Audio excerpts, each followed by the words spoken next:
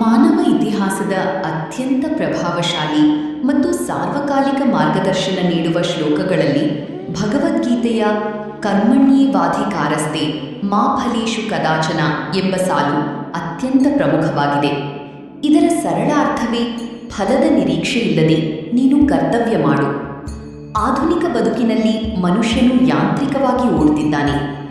ಯಾವುದೇ ಕೆಲಸ ಮಾಡುವ ಮೊದಲೇ ಅದರ ಲಾಭವೇನು, ಅದರಿಂದ ತನಗೆ ಸಿಗುವ ಗೌರವವೇನು ಎಂದು ಯೋಚಿಸುತ್ತಾನೆ. ಇಂಥ ಸ್ವಾರ್ಥ ಮತ್ತು ಕೇವಲ ಫಲಿತಾಂಶದ ಮೇಲೆ ಮಾತ್ರ ಗಮನ ಇಡುವ ಪ್ರವೃತ್ತಿಯು ಮನುಷ್ಯನನ್ನು ತೀವ್ರ ನಿರಾಶೆ ಹಾಗೂ ಒತ್ತಡಕ್ಕೆ ತಳ್ಳುತ್ತಿದೆ.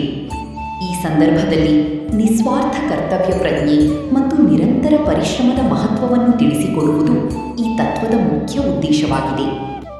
ಬದುಕಿನಲ್ಲಿ ಕರ್ಮ ಅಥವಾ ಕೆಲಸ ಮಾಡುವುದು ಪ್ರತಿಯೊಬ್ಬ ಜೀವಿಯ ಆದ್ಯ ಕರ್ತವ್ಯ. ಹುಟ್ಟಿದ ಪ್ರತಿಯೊಂದು ಜೀವಿಯೂ ಒಂದಲ್ಲ ಒಂದು ರೀತಿಯ ಕೆಲಸದಲ್ಲಿ ತೊಡಗಿಸಿಕೊಳ್ಳಲೇಬೇಕು. ನಮ್ಮ ಸುತ್ತಲಿರುವ ಪ್ರಕೃತಿಯನ್ನು ಗಮನಿಸಿದರೆ ನಿಸ್ವಾರ್ಥ ಕರ್ತವ್ಯದ ಪಾಠ ನಮಗೆ ಸುಲಭವಾಗಿ ಅರ್ಥವಾಗುತ್ತದೆ.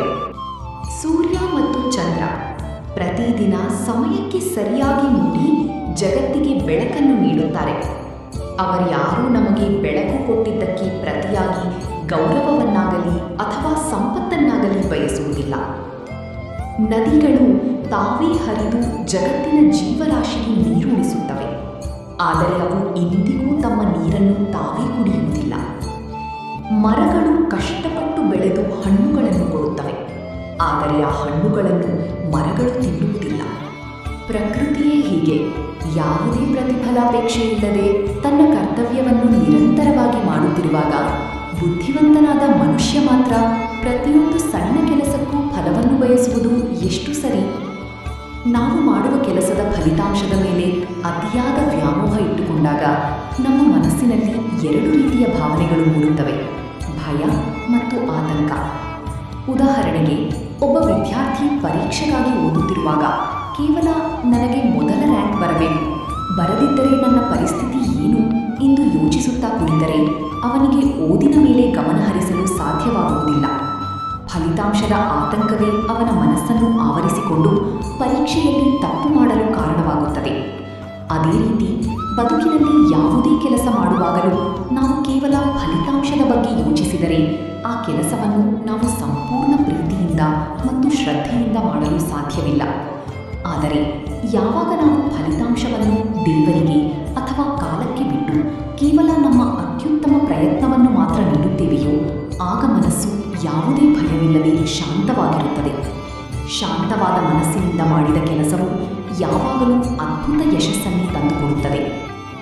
ಜಗತ್ತಿನ ಮಹಾನ್ ಸಾಧಕರ ಇತಿಹಾಸವನ್ನು ನೋಡಿದರೆ ಅವರು ಯಾರು ಕೂಡ ಮೊದಲೇ ಕೀರ್ತಿ ಅಥವಾ ಹಣವನ್ನು ಬಯಸಿ ಕೆಲಸ ಪ್ರಾರಂಭಿಸಿದವರಲ್ಲ.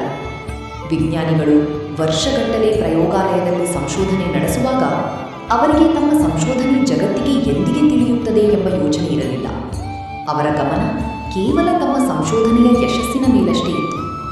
ರೈತನು ಹೊಲದಲ್ಲಿ ಬಿತ್ತನೆ ಮಾಡುವಾಗ ಮಳೆ ಬರುತ್ತದೆ, ಬೆಳೆ ಚೆನ್ನಾಗಿ ಬರುತ್ತದೆ ಎಂಬ ಆಸೆಯಿಂದ ಪ್ರಾಮಾಣಿಕವಾಗಿ ಶ್ರಮ ಪಡುತ್ತಾನೆ.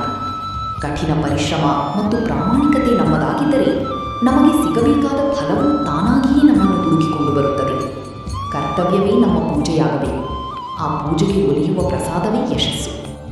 ಇಂದಿನ ಸ್ಪರ್ಧಾತ್ಮಕ ಯುಗದಲ್ಲಿ ಸೋಲು ಮತ್ತು ಗೆಲುವುಗಳನ್ನು ಸಮಾನವಾಗಿ ಸ್ವೀಕರಿಸುವ ಮನೋಭಾವ ನಮಗೆ ಬೇಕು. ಫಲದ ನಿರೀಕ್ಷೆ ಇಲ್ಲದೆ ಕರ್ತವ್ಯ ಮಾಡುವುದು ಎಂದರೆ ಕೆಲಸದ ಬಗ್ಗೆ ಜವಾಬ್ದಾರಿ ಇಲ್ಲದಿರುವುದು ಎಂದಲ್ಲ.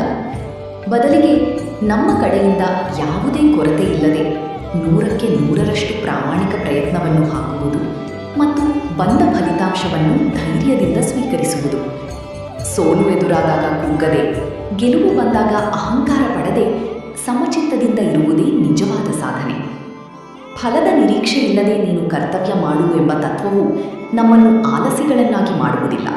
ಬದಲಿಗೆ ನಮ್ಮನ್ನು ಹೆಚ್ಚು ಜವಾಬ್ದಾರಿಯುತ ಮತ್ತು ಪ್ರಬುದ್ಧ ವ್ಯಕ್ತಿಗಳನ್ನಾಗಿ ರೂಪಿಸುತ್ತದೆ. ನಮ್ಮ ಕೈಯಲ್ಲಿರುವುದು ಕೇವಲ ಪ್ರಯತ್ನ ಮಾತ್ರ, ಫಲಿತಾಂಶವಲ್ಲ ಎಂಬ ಸತ್ಯವನ್ನು ನಾವು ಅರ್ಥ ಮಾಡಿಕೊಂಡಾಗ ಬದುಕಿನ ಅರ್ಧದಷ್ಟು ಚಿಂತೆಗಳು ದೂರವಾಗುತ್ತವೆ. ಆದ್ದರಿಂದ ಬದುಕಿನ ಹಾದಿಯಲ್ಲಿ ಎದುರಾಗುವ ಏರಿಳಿತಗಳಿಗೆ ಹೆದರದೆ ನಿಮ್ಮ ಕರ್ತವ್ಯವನ್ನು ಶ್ರದ್ಧೆಯಿಂದ ಮಾಡಿ. ಉಳಿದದ್ದನ್ನು ಪ್ರಕೃತಿಗೆ ಅಥವಾ ಆ ಭಗವಂತನಿಗೆ ಬಿಟ್ಟು ಬಿಡಿ. ಕಠಿಣ ಶ್ರಮದ ಹಾದಿಯಲ್ಲಿ ಸಾಗುವ ನಿಮ್ಮ ನಡಿಗೆ ಸದಾ ಪಾವಿತ್ರತೆಯಿಂದ ಕೂಡಿರಲಿ.